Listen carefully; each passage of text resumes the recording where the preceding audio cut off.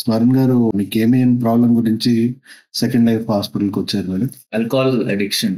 Morning లెగంగానే అంటే వెళ్ళి alcohol తాగడం, హ్మ్. వేరే పనులు కూడా పెద్ద పట్టించుకోకుండా మెయిన్ ఫస్ట్ ప్రిఫరెన్స్ ఆల్కహాల్కి ఇస్తుండే. హ్మ్. దాని గురించి అనేసి సో ఎట్లా ఉండేది? అంటే ఒక రోజు ఎలా ఉండేది? మార్నింగ్ లెగంగానే ఇంకా జస్ట్ మనం డ్రింక్ తీసుకోవాలి అన్నట్టుగా వెళ్ళిపోయి సో డ్రింక్ తీసుకుంటా. హ్మ్.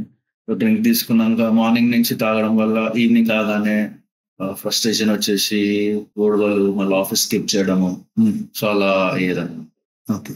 సో ఒక రోజు ఎక్సర్సైజ్ అయితే మళ్ళీ అది ఎంత డ్రౌజింగ్ ఉండి నెక్స్ట్ డేకి మళ్ళీ నెక్స్ట్ డే స్టార్ట్ చేయడము. బేసిక్ గా బెంచ్ డ్రింకింగ్ లాగా అయ్యేది. కంటిన్యూ ఉండేది. ఇంతకు ముందు ఏమైనా ట్రీట్మెంట్స్ ఎక్కడైనా ట్రై చేశారా? ట్రై చేశాను. 1 month 2 months ఓకే ఉండే. తర్వాత మళ్ళీ బ్యాక్ టు నార్మల్ అయిపోయాను. ఓకే. సో ఇక్కడ ఎప్పుడు వచ్చారు? 2 months 2.5 months అయింది. So what is the progress? Alcohol addiction వల్ల ఫుడ్ ఇంటేక్ కానీ స్లీప్ కానీ ఏం ఉండకపోయేది. సో ట్రీట్మెంట్ స్టార్ట్ అయిన అప్పటి నుంచి కొంచెం ఫుడ్ ఇంటేక్ బాగుంది, మైండ్ స్లీప్ క్వాలిటీ ఇంప్రూవ్ అయింది. నిద్ర రావడం అవన్నీ. నేచర్ ఇంకా యాటిట్యూడ్ బేసిక్ గా యాటిట్యూడ్ అనేది చేంజ్ అయింది. అగ్రెసివ్ గా ఉండే చాలా అగ్రెసివ్ ఉంటుండే. ఫ్రెండ్స్ పైన ఆఫ్ చేయడం ఒకరంటే అసలు కేసు చేయకపోయాడు. బట్ ఇప్పుడు చాలా చేంజ్ అయింది. ట్రీట్మెంట్ స్టార్ట్ చేసిన 2 weeks నుంచి ఆ చేంజ్, ఆ డిఫరెన్స్ అనేది తెలుసు స్టార్ట్ అయింది. అండ్ దెన్ నా సెల్ఫ్ రియలైజేషన్ కూడా. ఇంతకు ముందు ఎన్ని ట్రీట్మెంట్స్ తీసుకున్నా సెల్ఫ్ అనేది లేకుండే. That is main important part. So ఇప్పుడు తీసుకుంటున్నారా? క్రేవింగ్స్ ఉంటున్నాయా మీకు? ఇప్పుడు అసలు ఆ థాట్ వెళ్ళట్లేదు, థాట్ కూడా రావట్లేదు. మెయిన్ నాకు ఆ డిఫరెన్స్ అనేది తెలుస్తుంది. For I started this treatment, morning లెగంగానే ఇంకా బ్రేక్ఫాస్ట్ అవి అయినాక సో క్రేవింగ్ అనేది ఉండి ఏ పనికి బయటికి వెళ్ళినా first I use to step in to a bar. Right. But ఇప్పుడు బయటికి వెళ్ళినా లైక్ కాన్ఫిడెంట్ వెళ్ళిపోతున్నాం.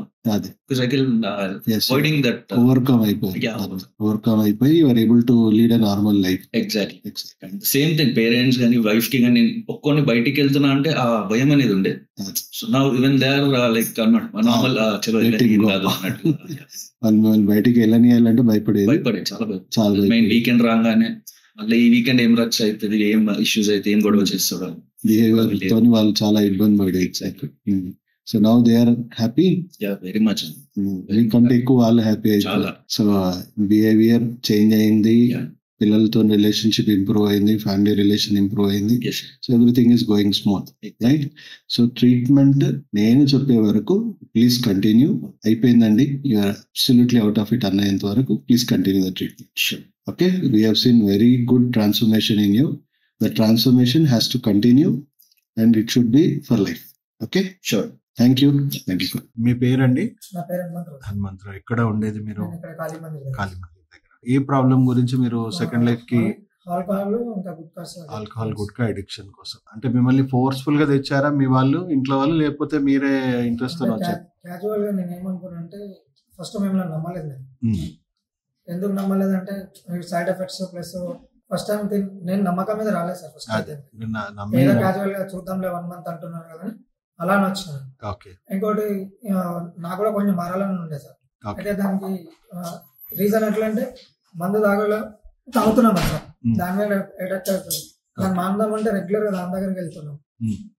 సో మీ మెడిసిన్ 1 month తెలుసుకున్నాను. ఇప్పుడు ఎన్ని ఇయర్స్ నుంచి మీకు అసలు అడిక్షన్ లో ఉన్నారు? 10 years పైన. సో ఈ 1 month లో మీకు వచ్చిన ప్రోగ్రెస్ ఏంటి? 90% తగ్గించారు. సో దీని వెనుకున్న సైన్స్ ఏంటంటే బ్రెయిన్ లో డోపమిన్ అడిక్షన్, అంటే మీకు ఆ మత్తు పదార్థాల నుంచి మీ బ్రెయిన్ కి డోపమిన్ అనే ఒక కెమికల్ రావడం వల్ల మీ బ్రెయిన్ దానికి బానిసగా మారిపోయింది. అర్థమైంది కదా?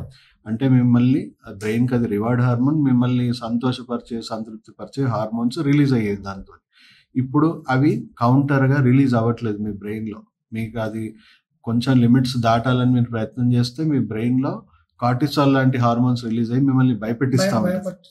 సో ఇప్పుడు దానివల్ల మీకు ఎన్నిసార్లు ట్రై చేశారు ఈ మంత్ లో? 4 times ట్రై చేశారు. మనం వాడిన 1 week కి టాబ్లెట్స్ వాడిన 1 week తర్వాత నేను ట్రై చేశాను అనమాట. ఓకే. బలవంతంగా ఇంటిలో తెచ్చుకోండి. రైట్. ఒక్క వేడి తాగినా సార్ 1 hour లోపల బాడీలో, ఇంతకు ముందు తాగితే మన బాడీ మొత్తం ఇంకేది, అది బాడీలో ఉంచకుండా బయటికి ఇచ్చేస్తుంది మొత్తం. ఓకే. ఓకే. మొత్తం ర్యాషెస్ కావడం కానీ, అన్ఈజీ ఫీలింగ్, ఇవి ఎర్రగైపోవడం, కళ్ళు ఎర్రగైపోవడం, మొత్తం ఫేస్ చేంజ్ అయిపోయింది సార్ మొత్తం.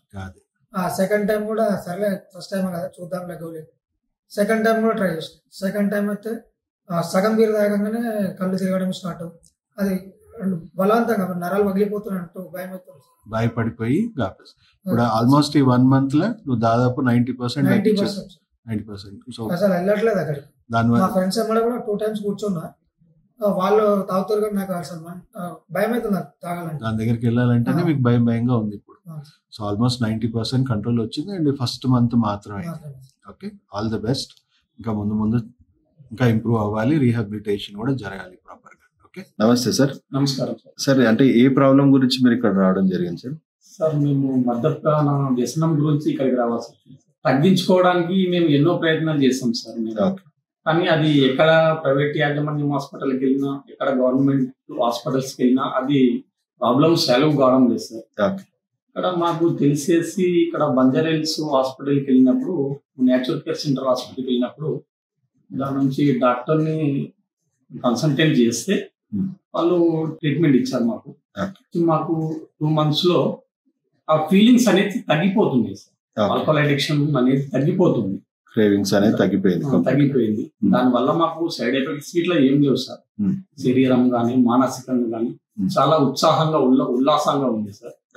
ముందు ఎలా ఉండేది సార్? అంటే ఆల్కహాల్ మీద ఇంట్రెస్ట్ గానీ లేకపోతే ఎంత ఫ్రీక్వెంట్ గా తీసుకునే వాళ్ళు, ఎట్లా ఉండే? ప్రైవేట్ యాజమాన్యంలో ఎక్కడ వెళ్ళి ట్రీట్మెంట్ తీసుకుంటున్నాం కానీ దాని నుంచి నేను తట్టుకోలేకపోతున్నాను. మళ్ళీ ఇంకోటి అదే ఫీలింగ్స్ కలుగుతున్నాయి సార్ నాకు.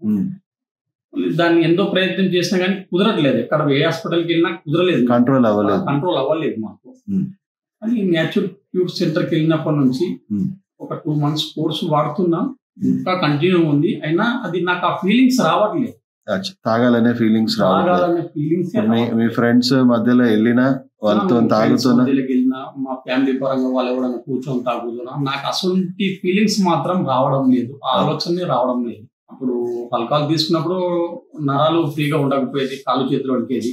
ఇప్పుడు ఆ సమస్య లేదు, పూర్తిగా తగ్గిపోతుంది, మెల్లిమెల్లిగా తగ్గిపోతుంది, తగ్గిపోయింది. మేడం మీ అనుభవం ఎట్లా ఉంది మేడం? అంటే ఇప్పుడు సార్ ముందు ఎట్లా ఇబ్బంది పడేవాళ్ళు ఆల్కహాల్ అడిక్షన్ తో, ప్రెసెంట్ ఈ 2 months మీరు ఏం అబ్జర్వ్ చేశారు? అంటే ఇంతకుముందు వేరే దగ్గర ట్రీట్మెంట్ తీసుకున్నాము, అక్కడ తీసుకున్నా కూడా ఒక 6 months కూడా యూజ్ అవ్వలేదు. ఇప్పుడు ఇక్కడికి వచ్చి 2 months అవుతుంది, కానీ మాకు ఒక 20 years నుంచి ఉన్న హ్యాపీనెస్ మొత్తము ఇప్పుడు 2 months లో కలిగింది. 2 months లోనే మీకు అది 20 years లో సాధ్యపడని ఇష్యూ 2 months లో మీకు కనబడింది, మంచి రిజల్ట్ కనబడ్డది, మంచి మార్పు కనబడ్డది.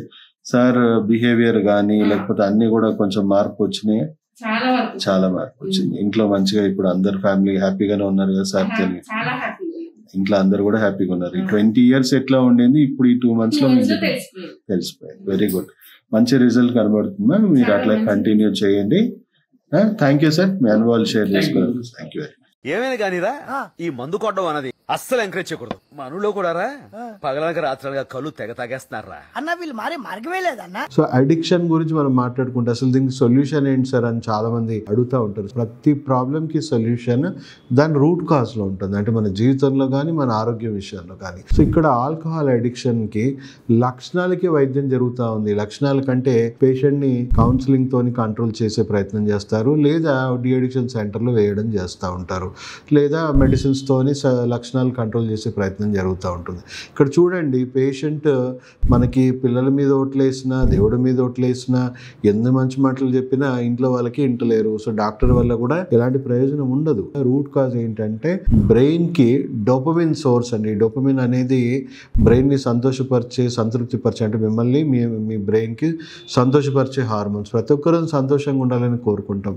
అయితే ఈ బ్రెయిన్ కి అతి సంతోషం ఇస్తుందండి. అంటే ఒక నార్మల్ పర్సన్ ఒలింపిక్స్ మెడల్ కొడితే వాడికి ఎంత సంతోషంగా ఉంటాడు, అంత సంతోషము శరీరానికి ఎలాంటి కష్టం లేకుండా ఈ అడిక్షన్స్ ఇస్తా ఉన్నాయి. కాబట్టి దీనికి బ్రెయిన్ బానిస అయిపోయింది. సో బ్రెయిన్ మిమ్మల్ని బానిసగా మార్చేసుకుంటుంది దాని అవసరాల కోసం. సో ఇక్కడ రూట్ కాజ్ ఏంటంటే ఆల్కహాల్ నుంచి వచ్చే డోపమిన్ ఏదైతే ఉందో బ్రెయిన్ బానిస అయింది. బ్రెయిన్ కి ఆల్కహాల్ సోర్స్ నుంచి డోపమిన్ రాకుండా చేస్తే ఇమ్మీడియట్ గా మీ బ్రెయిన్ యూటర్న్ చేసేస్తుంది. అంటే డోపమిన్ వస్తేనే నాకు అది అవసరం లేదా, నాకు దానికి అసలు సంబంధం ఏంటి అన్నట్టు బ్రెయిన్ యూటర్న్ చేసేస్తుంది అండ్ ఇంకో సోర్స్ ఆఫ్ డోపమైన్ ఎత్తుకుంటుంది. ఇంకో సోర్స్ ఆఫ్ డోపమైన్ మనం ఏం చేయాలంటే నెగిటివ్ సోర్సెస్ లో బ్రెయిన్ కి ఎలాంటి డోపమైన్ అందకుండా మనం మెడిసిన్స్ ద్వారా, అంటే మెడిసిన్స్ అంటే ఎలాంటి సైడ్ ఎఫెక్ట్స్ లేని మెడిసిన్స్ పేషెంట్ కి తెలిసైనా ఇవ్వచ్చు, తెలియకుండా ఇవ్వచ్చు. 90% పేషెంట్స్ డెఫినెట్లీ నాన్ కోఆపరేటివ్ ఉంటారు. వాళ్ళు ఏ ట్రీట్మెంట్ కి పక్కనున్న డాక్టర్ దగ్గర రమ్మన్నా కూడా కోఆపరేట్ చేయరు. అలాంటి వాళ్ళకి కూడా పేషెంట్ ఫ్యామిలీ మెంబర్స్ కి ట్రైనింగ్ ఇస్తాం. వాళ్ళతో మీరు ఎలాంటి బిహేవియర్ ఉండాలి, ఎలా వాళ్ళ ఆరోగ్యాన్ని ఎలా మనం అసెస్మెంట్ చేసుకోవాలి, వాళ్ళకి తెలియకుండా ఎలా మనం ట్రీట్ చేసి వాళ్ళ బ్రెయిన్ లో ఉన్న డోపమైన్ ని పూర్తిగా నెగిటివ్ సోర్సెస్ నుంచి పాజిటివ్ సోర్సెస్ కి ఎలా మలుచుకోవాలి and life long positive sources తప్ప ఇంకొక దారే లేదు అన్నట్టు బ్రెయిన్ ని పర్మనెంట్ గా ఎలా రీహాబిలిటేషన్ చేసుకోవాలి. చాలా తక్కువ, అవుట్ ఆఫ్ 100 1% 2% లో రిలాప్స్ అయ్యే ఛాన్సెస్ ఉన్నాయి. ఆ రిలాప్స్ అయిన పేషెంట్ ఇమ్మీడియట్ గా మళ్ళీ ఎలా నార్మల్ లైఫ్కి తీసుకొచ్చేసేయాలి, ఎలా ఇమ్మీడియట్గా రిలాప్స్ ట్రీట్మెంట్ ఇవ్వాలి అనేది కూడా పేషెంట్ కేర్ టేకర్స్కి మేము ట్రైన్ చేస్తాం. కాబట్టి ఇది ఒక సస్టైనబుల్ ట్రీట్మెంట్ అవుతుంది. అంటే లైఫ్ లాంగ్ పేషెంట్ అడిక్షన్ అనే ఇదిలో వెళ్లకుండా పూర్తిగా నార్మల్ లైఫ్ ఆస్వాదిస్తూ అండ్ ఎంత హై డోపమైన్ ఉంటుందంటే పేషెంట్కి ఒక మౌంట్ ఎవరెస్ట్ ఎక్కితే ఎంత హైలో ఫీల్ అవుతాం, మనం ఎంత హ్యాపీగా ఫీల్ అవుతాం, ఏదో ప్రపంచాన్ని జయించామని ఫీల్ అవుతాం కదా. మొండిగా ఉన్న పేషెంట్స్ క్యూర్ అయ్యాక కూడా వాళ్ళకి అంతే హై ఉంటుంది. ఎందుకంటే నేనే మానేశాను అని ఇప్పటికీ గర్వంగా హ్యాపీగా బతికేస్తుంటారు కాబట్టి.